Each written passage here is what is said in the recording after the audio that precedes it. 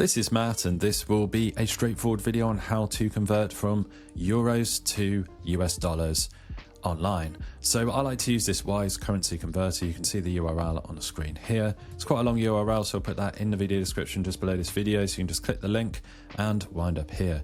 So once you're here on this screen, you simply have to input whatever figures you want to convert from in euros into USD.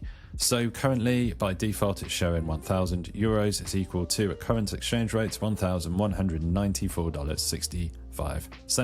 So you can, of course, enter your own figures here. If you wanted to put 147 euros, you see that currently it's $175.61. If you wanted to put something bigger in here, you can put any figures you want. You can even put a decimal point here. So we can do 176,456 euros. 23 is currently $210,803.44 at the current exchange rates. They've got a really good interface here. You can click this drop down and you can click on any of these currencies. They've essentially got every single world currency, I believe, and you can use the search bar here and the same at the bottom. So you can just set what you want to the amount that you want to convert from, and obviously the currency that you want to convert to, and that's all you need to do.